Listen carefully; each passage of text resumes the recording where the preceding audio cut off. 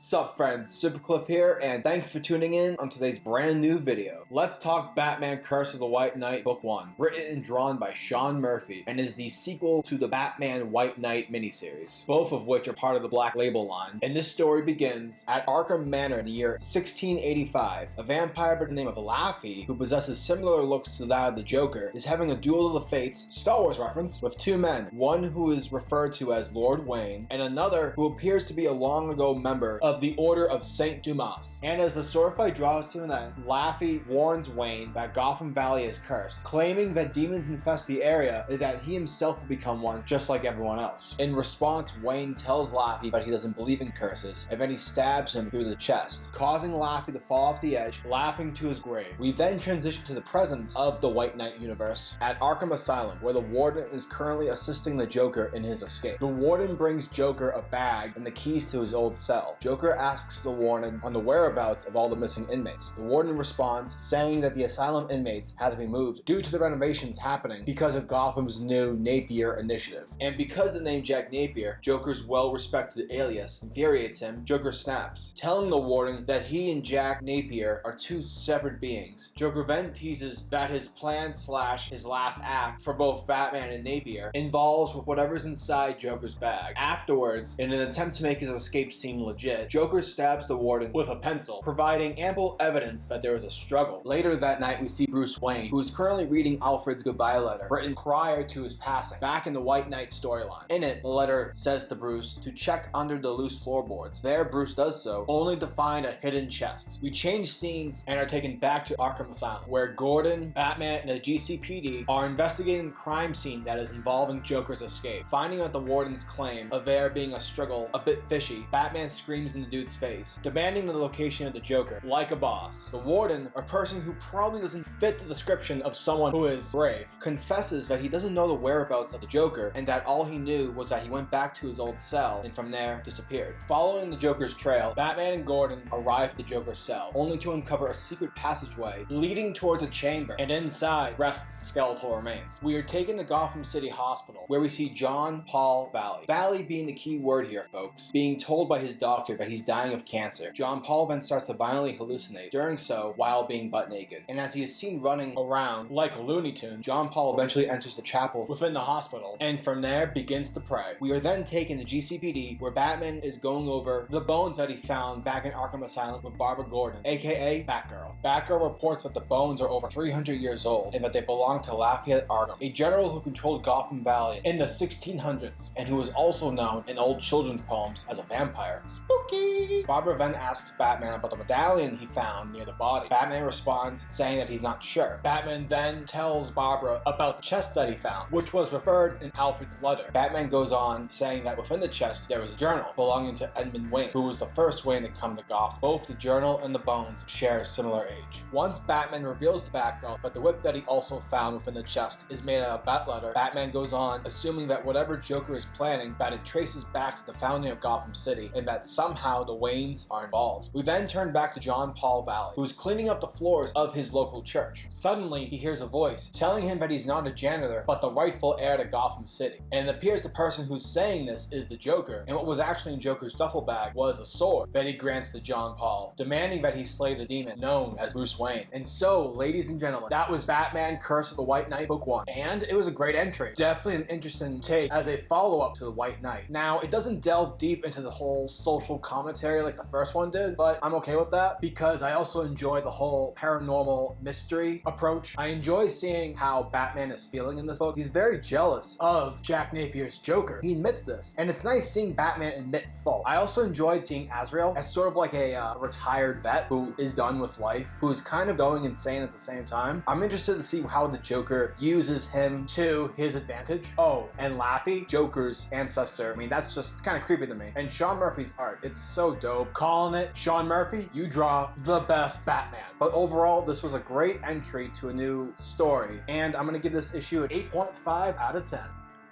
And that wraps up today's video. If you guys like my content, please hit that subscribe button, as well as hit the bell symbol, so that the world of comics is never missed out. Peace, guys.